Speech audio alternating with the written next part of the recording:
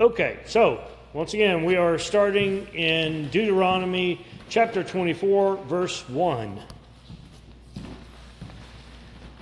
When a man takes a wife and marries her, and it happens that she finds no favor in his eyes because he has found some indecency in her, and he writes her a certificate of divorce and puts it in her hand and sends her out from his house, and she leaves his house and goes and becomes another man's wife, and if the latter husband turns against her and writes her a certificate of divorce and puts it in her hand and sends her out of his house, or if the latter husband dies, who took her to be his wife, then the former husband who sent her away is not allowed to take her again to be his wife, since she has been defiled. For that is an abomination before the Lord. And you shall not bring sin on the land which the Lord your God gives you as an inheritance. So is that convoluted enough? Everybody got that? Okay, basically, the underlying thought in it is that if he's divorced her, it's over with. Don't go back. That's not right. No, you're done. You gave her up. You said no. You said you don't want her. It's over. You cannot go back to that. I don't care what the circumstances. That's irrelevant. You're done. Now, the other thing to keep in mind, some people like to say that this indecency is, oh, well, she was an adulteress. Well, no. What was the penalty for being an adulterer? Stoned to death. So that's not what this is talking about. It could be any indecency. Maybe she didn't dress modestly. Look at that and compare that in today's light. You know, that's a challenge. But that's one of those where I just like to be clear on that, because most people seem to jump to, oh, that's what happened. Well, no. If it was that, they'd just kill her. That'd be that. And whoever she was with. But that's not what he found. He just found some indecency. What is it? Who knows? And they don't go into details about what's acceptable. Notice they don't go before a priest or anything else for a divorce. They don't go to the government for a divorce, which would be the Levites, which would be the priesthood. They just write up a divorce note and say, here you go, and there's the door. A little different. Just try. Yeah. But it's one of those where you don't know what it is. All you know is he didn't like something, and that was that. Now, it's still supposed to be that, you get married and that's it for life. But, Moses and God knew men didn't always have that,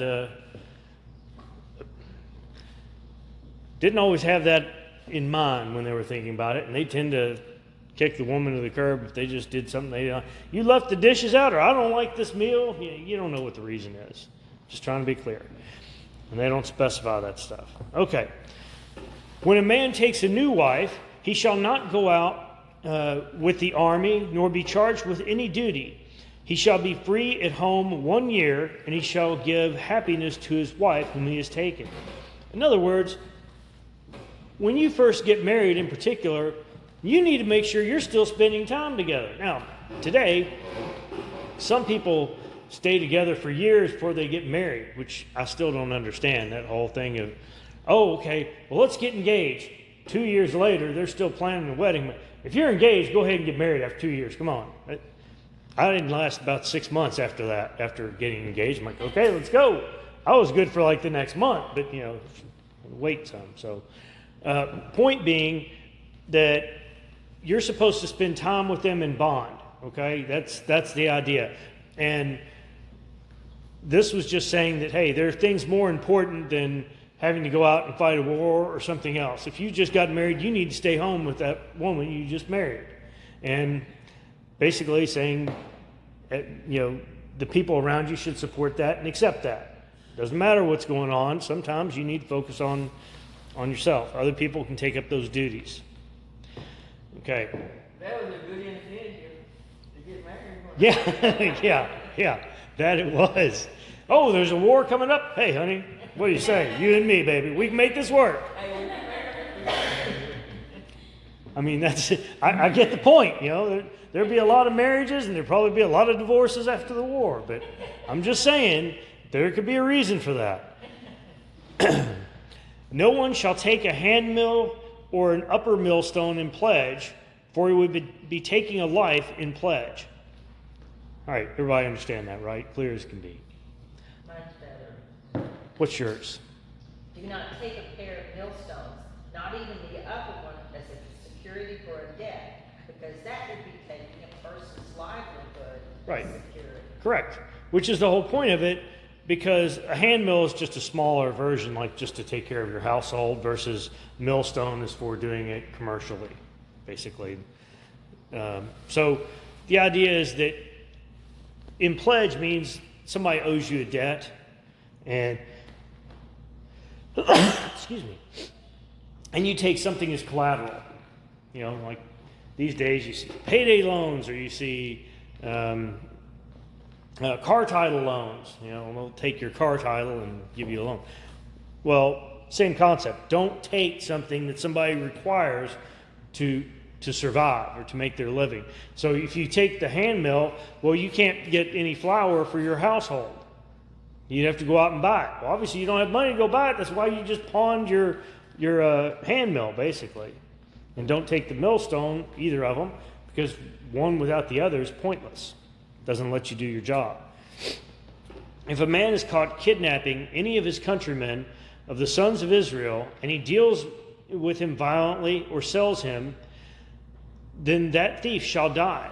So you shall purge the evil from among you. Keep in mind, all this is the Old Testament, but it's all the whole thing of purge the evil. Somebody's doing something bad. No, just kill them. Make the example so people don't repeat it. Today, our penalties are usually next to nothing. Oh, you maim somebody? Well, 30 days in jail. What is that? That really going to stop somebody? Some people go, well, it was worth it. Then the punishment wasn't enough. The whole idea is to make it where it's not worth it. Be careful against an infection of leprosy, that you shall diligently observe and do according to all the Levitical priests teach you, as I have commanded them, so that you shall be careful to do. Keep in mind, the priests were acting basically as the doctors. So if you had some weird growth, you had some whatever, you went to them and go, okay, am I contagious? Do I need to get out of the camp or whatever? Remember what the Lord your God did to Miriam on the way as you came out of Egypt. You remember what happened? Well, Miriam decided to try to rise up against Moses. Said, no, I think we don't need him running. I think my husband's the one to run this.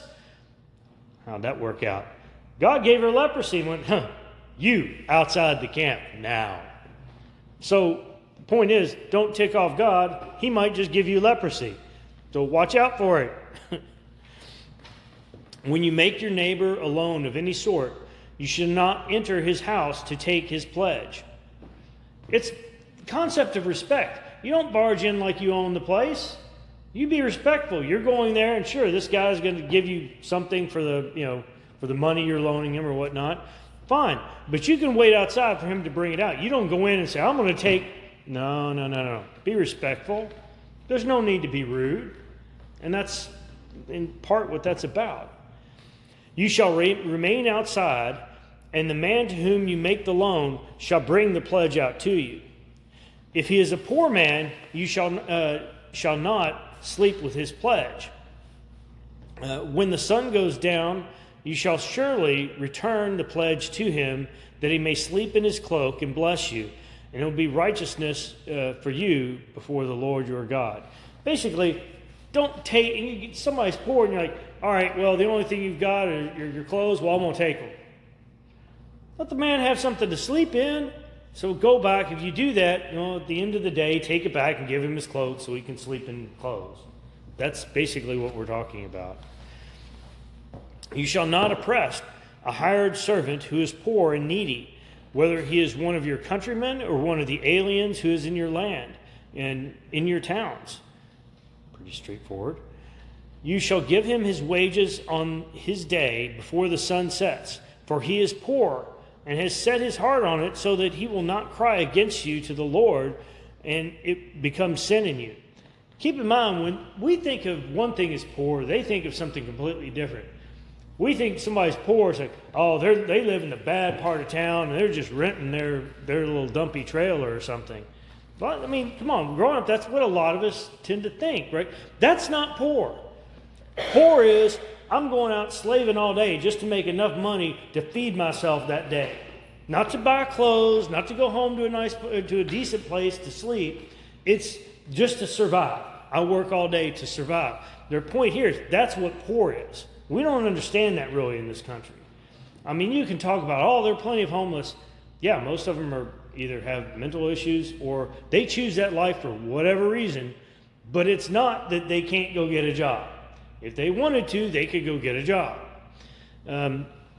So again, the concept here is that these people need that money. Don't say, well, I'll pay you at the end of the week, or I'll pay you in the morning. No, before the sun goes down, you pay that man for his work.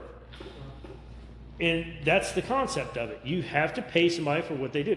Again, in this country, most countries, you're not going to get your wages till, every week, every 2 weeks, depending on the where you work. It's different.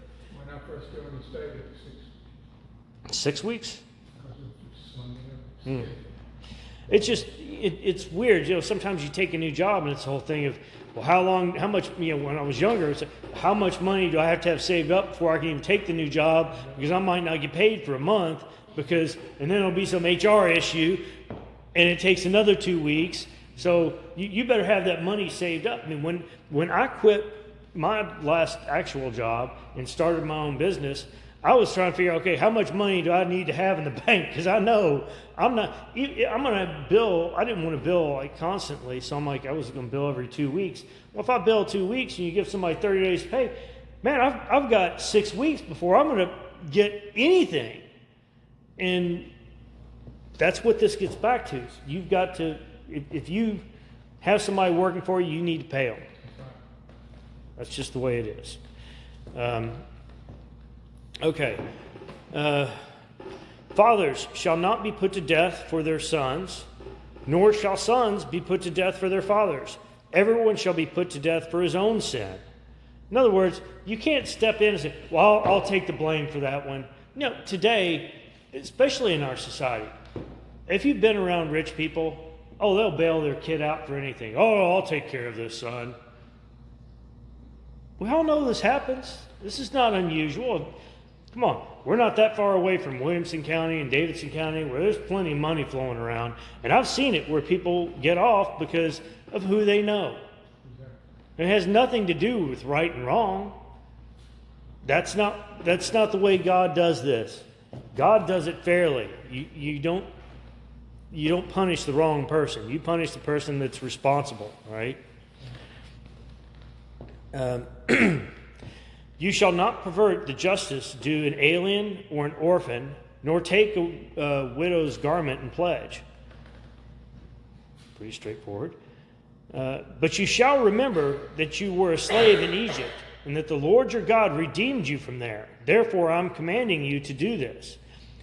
When you reap your harvest in your field, and have forgotten the sheaf in the field, you do not go back to get it. It shall be for the alien, for the orphan, and for the widow, in order that the Lord your God may bless you in all the work of your hands. In other words, it's not about them. This is for you. You're doing it for them, but you're doing it so God can bless you.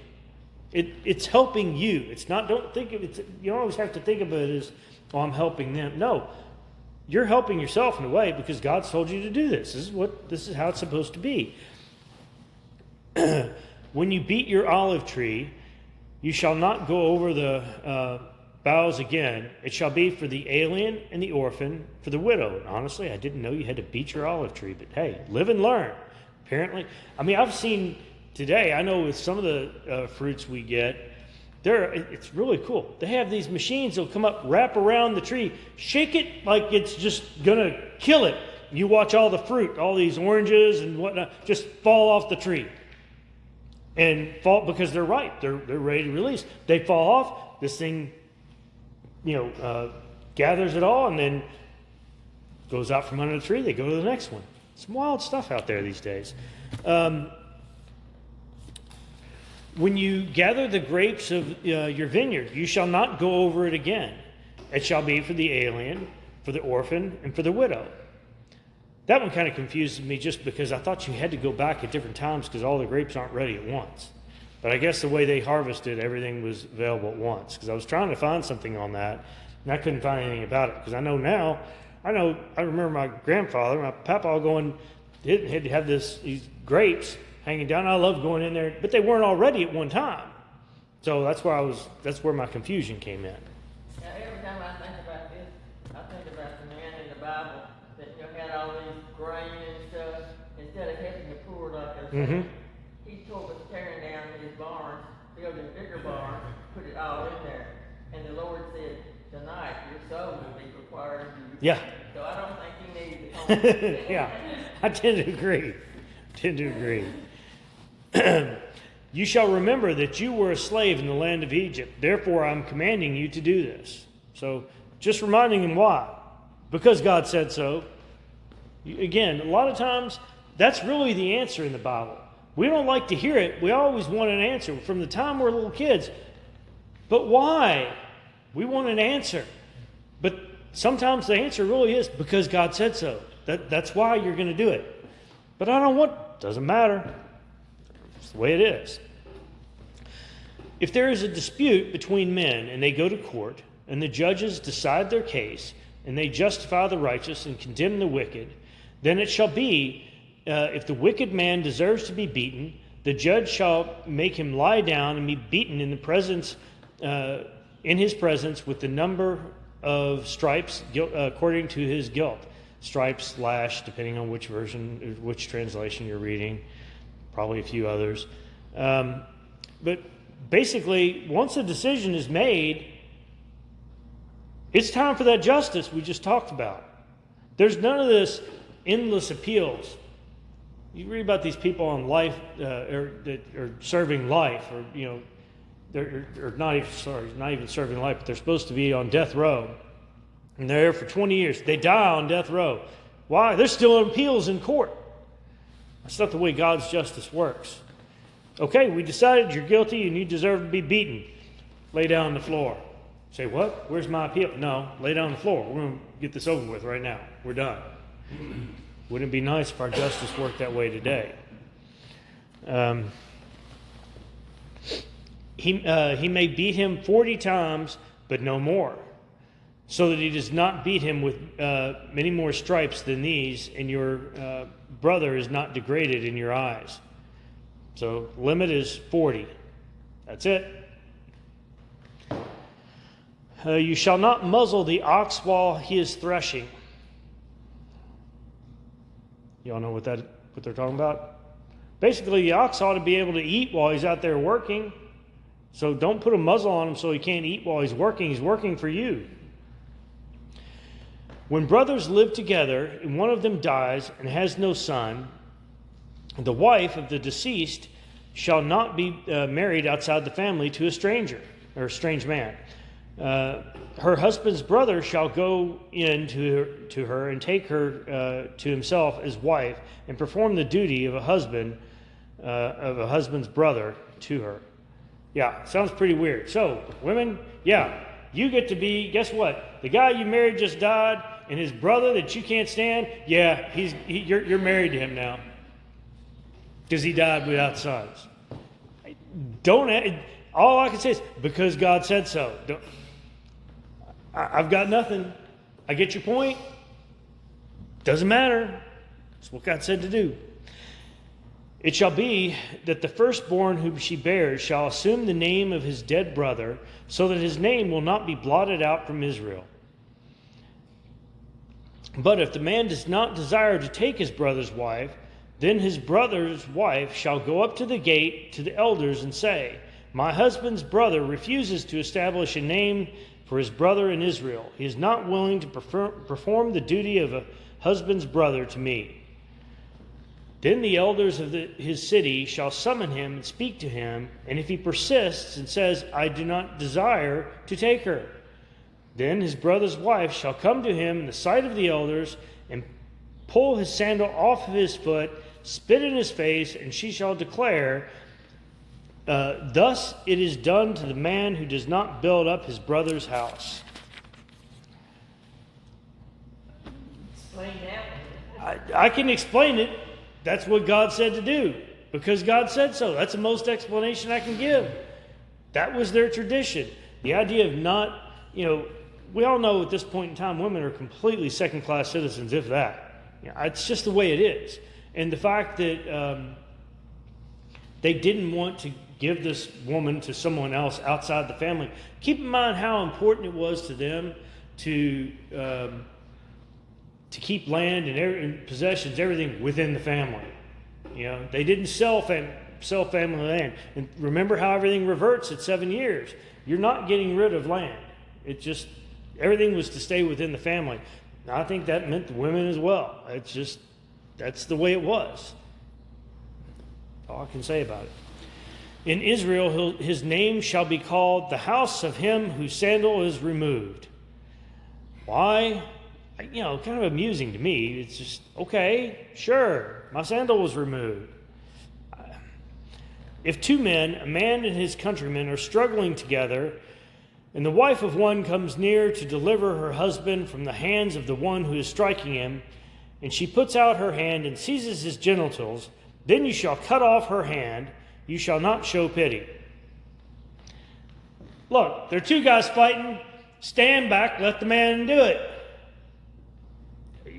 Fight your own fights. I know, it's kind of weird. I got nothing else to say about that, really. You shall not have in your bag different weights, a large and a small. Okay, what does this mean? Yeah, basically. The idea being, you would weigh what you were buying from somebody or what you were selling. So the idea of having two slightly different size weights was that, well, when I'm buying, I'm going to use this heavy weight, so I get more. When I'm selling, depending on how you, again, it depends on what you're doing. Did you check real carefully to see if Kroger is mentioned in there? And I think the footnote just mentioned Walmart. I think Kroger probably wasn't a big thing yet, but Walmart, it had been around a while. So yeah, that's a classic painting we've all seen or picture of the butcher's pushing down on one side of the scale and the customer's pushing up on the other side of the scale, right? I mean, we've all seen that one because really that's what happens. People do that kind of stuff. Gas stations love to do it. Miscalibrate the gas pump. Oh, you think you just got 10 gallons of gas? No, you got about 9.5. You just make a little money somewhere. This is what happens. And just making it clear, you don't want to have that with you because if you do, it's just a sign that you're dishonest. People are going to assume you're a crook if you got those two different weights with you. You shall not have in your house different measures, a large and a small. You shall have a full and just weight. You shall have a full and just measure, that your days may be prolonged in the land in which the Lord your God gives you. For everyone who does these things, everyone who acts unjustly, is an abomination to the Lord your God. Remember what Amalek did to you along the way when you came out from Egypt. How he met you along the way and attacked among you all the stragglers at your rear when you were faint and weary. And he did not fear God. Therefore it shall come about when the Lord your God has given you rest from all your surrounding enemies in the land which the Lord your God gives you as an inheritance to possess. You shall blot out the memory of Amalek from under heaven. You must not forget. Okay, the last verse always seems like a contradiction to me because you're saying you're to blot out the memory of Amalek. You must not forget. Wait a minute. Am I supposed to forget about Amalek or am I supposed to remember him? I'm not really sure here. But that's, me being me. But the intent here is that, yeah, remember this, but these are the people you want to forget about. Forget about all these evil people. Don't try to remember them. Don't raise them up, keep their name out there. Unfortunately, it's typically what we do because, we write history books and we track everything and we track all these names of people. Okay. Lee Harvey Oswald. Who's that? Gee. Yeah. Exactly, yeah. Supposedly. So that's the caveat. We still remember people's names, these evil people. Now, have you noticed what they've been trying to change lately? In the news, they don't as frequently use the killer's names because they don't want to give them that credit as much anymore. They try not to. The murderer or the something, they don't always list the name anymore. Because a lot of these people, these mass shooters now, they're trying to get the press to not give out their names as often, so that, I mean, yes, they publicize it, but they're trying to not make them famous for what they've done, to encourage others to, I want to be famous just like, and they name this other killer. So that's part of the idea in intent in this. And this is where I think God's like, no, blot these people out. You want to forgive them. This is where, again, you're trying to purge these people from Israel and get out the evil, right? That's the whole idea. So, anyway, my 2 cents worth. Then it shall be, when you enter the land which the Lord your God gives you as an inheritance, and you possess it and live in it, that you shall take some of the first of the produce of the ground which you bring in from your land, that the Lord your God gives you, and you shall put in a basket and go to the place where the Lord your God chooses to establish his name. You shall go to the priest who is in office at the time and say to him, I declare this day that the Lord my God, that I have entered the land which the Lord swore to our fathers to give us. Then the priest shall take the basket from your hand and set it down before the altar of the Lord your God. You shall answer and say, before the Lord your God, my father was a wandering Aramean, and he went down to Egypt and sojourned there, few in number, but there he became a great, mighty, and populous nation. And the Egyptians treated us harshly and afflicted us and imposed hard labor on us. And we cried to the Lord, the God of our fathers, and the Lord heard our voice and saw our affliction and our toil and our oppression. And the Lord brought us out of Egypt with a mighty hand and outstretched arm, and with great terror and with signs and wonders. And he has brought us to this place and has given us this land, a land flowing with milk and honey. Now, behold, I have brought the first of the fruits of the ground which you, O Lord, have given me, and you shall set it down before the Lord your God, and worship before the Lord your God. And you and the Levite and the alien who is among you shall rejoice in all the good which the Lord your God has given you in your household. Whew. Okay, that's a long one. And just to clarify, Aramean, it could also be translated as Syrian. It's a matter of what the area was called at the time. So just clarifying that one. And again, why are they doing this every year? Because the idea is to keep, again, oral tradition, to keep them remembering you came out of Egypt. God took you out. Yahweh got you out of Egypt. He took care of you. He provided this land that he had promised. Why? Because it's repetition. It's how we remember as kids. It's how God's trying to get them to remember even as adults. Okay.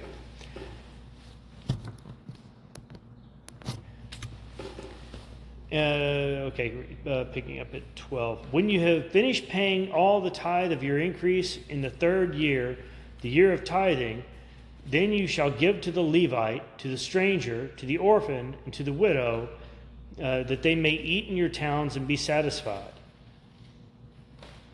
Yes, there's a 3-year taxing or tithe, however you want to look at it, and we really that hasn't been a big issue so far, so we haven't talked much about that, but they're referencing it here. You shall say before the Lord your God, I have removed the sacred portion from my house, and also have given it to the Levite and the alien and the orphan and the widow, according to all your commandments, and you have commanded me. I have not transgressed or forgotten any of your commandments. I have not eaten of it while mourning, nor have I removed any of it while I was unclean, nor offered any of it to the dead. I have listened to the voice of the Lord my God. I have done according to all that you command me. I don't get the whole offering thing to the dead. But then again, I don't get the whole thing of people talking to the dead. But, different day, different time. This day the Lord your God commands you to do these statutes and ordinances. You shall therefore be careful to do them with all your heart, with all your soul. You shall today declare the Lord to be your God, and you would walk in his ways and keep his statutes, his commandments, and his ordinances, and listen to his voice. The Lord has today declared you to be his people, a treasured possession, as he promised you, and that you should keep all his commandments, and that he will set you high above all nations which he has made for praise, fame, and honor, and that you shall be a consecrated people to the Lord your God, as he has spoken. Another long section, but again, pretty straightforward. Okay, this one gets a little different. Then Moses and the elders of Israel charged the people, saying, Keep all the commandments which I command you today. So it shall be on the day when you cross the Jordan to the land which the Lord your God gives you, that you shall set up for yourself large stones, and coat them with lime, and write on them all the words of this law, when you cross over, so that you may enter into the land which the Lord your God gives you, a land flowing with milk and honey, as the Lord your God of your fathers promised you. So, keep in mind, just coating a large stone with lime, the lime is what you're able to scrape off, so you're not chiseling into the stone. That's why I was saying write it on there. Or they could do it with ink or something else, but it gives you a smooth surface to write on by putting the lime on top of the stone. Now, how long did that stand? I wonder. How long was that there on the opposite side of the Jordan? Interesting thought. So it shall be when you cross the Jordan, you shall set up on Mount Ebal these stones, as I am commanding you today, and you shall coat them with lime. Moreover, you shall build there an altar to the Lord your God, an altar of stones. You shall not wield an iron tool on them. Again, that's why they're coating them with lime, because if they used an iron tool, they're chiseling into them. That's not what he wants here. You shall build the altar of the Lord your God on uncut stones, and you shall offer on it burnt offerings to the Lord your God. So in other words, you're not going in and designing this, okay? You're not building a stone altar here. You go around and you search and you find stones that are cut like you need them to stack together and hold together. I don't know if the intent was to make the effort to search versus making it themselves, or the fact that by doing this, they were going to use something that all the stone was from God. It wasn't altered by man. Maybe that's part of it. Just a thought. I'm not saying that's accurate. I'm just that was one of the things that I looked at as a possibility. And you shall sacrifice peace offerings and eat there and rejoice before the Lord your God.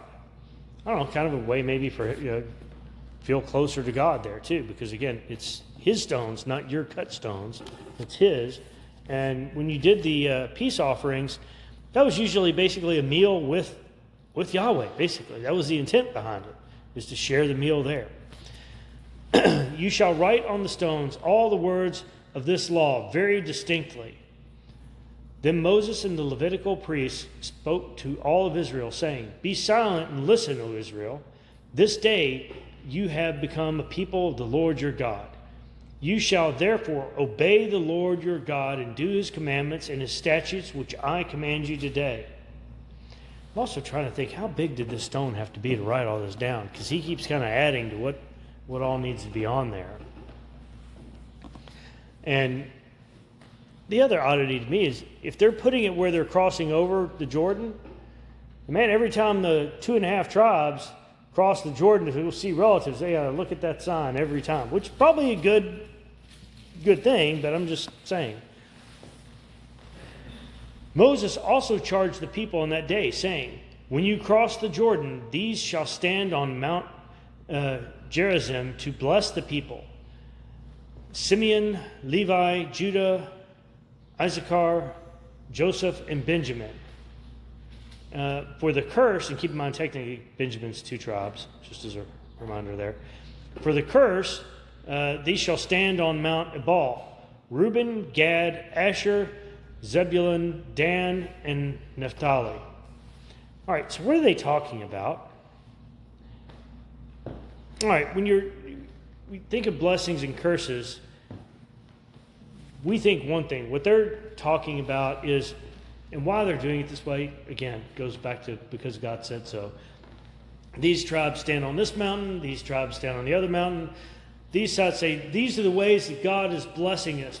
If we follow this commandment, He's going to bless us by, like if we provide all these first fruits before Him, He's going to give us even more crops, larger crops the next year. God's going to bless us. He's going to bless us by providing rain in the right times and the right seasons for our crops. While the other tribes standing on the second mountain, they're going to stand there and rout, if we commit adultery, we're going to be stoned to death. That's the curses. So blessings versus curses. It's not what we think of when we say curses. We think of, I'm going to curse you for this. Or, And that's not what it's about. It's saying, if you don't obey the law, obey God and obey His law, this is what's going to happen to you. If you obey the law, this is what's going to happen to you. So it's not what we think of when we think of curses. The word is right, it's just the way we use it.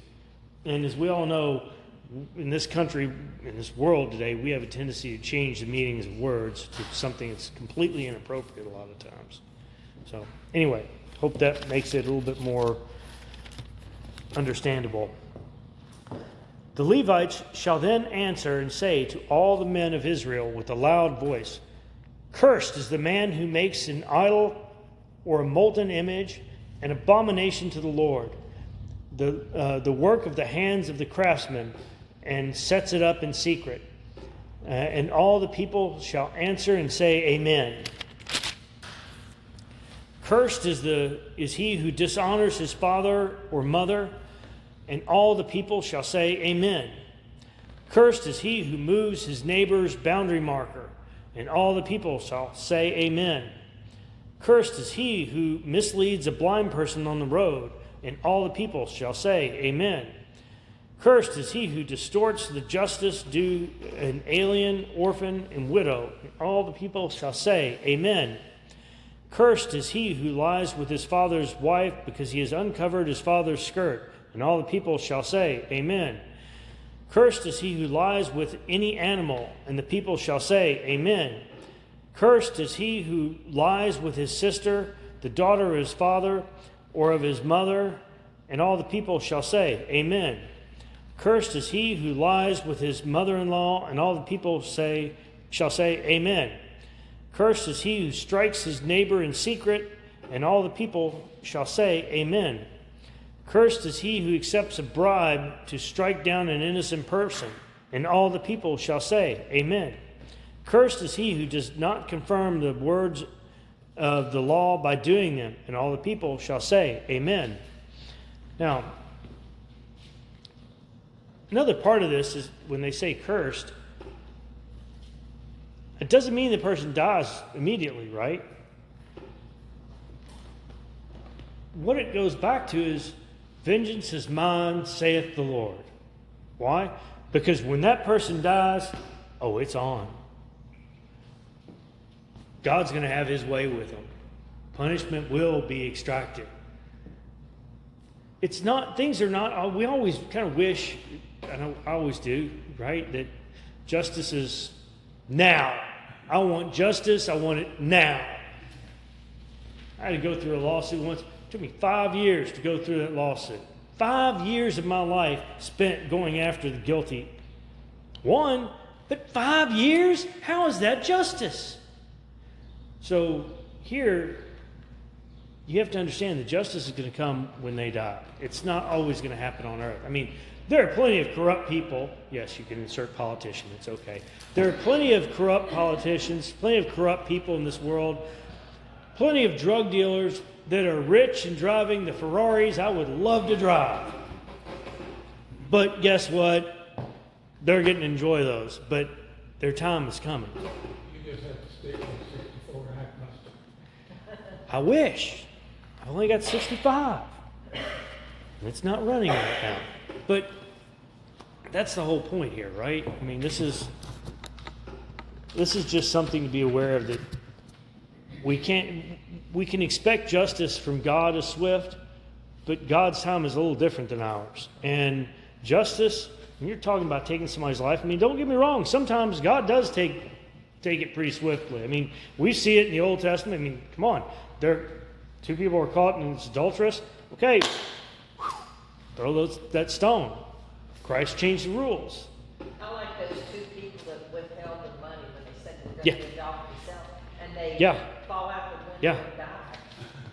Yeah, it just dropped dead. It's like, okay, that's it. And they didn't have to lie. They said, well, we kept some of the money. And it would have been fine. Yeah. But they didn't do it. That's all they had to do. They said, well, we kept some of it. Here's most of it. What's the point in lying about it sometimes? But people don't always think about it that way. Okay, so next week we will pick up at Deuteronomy chapter 28, verse 1.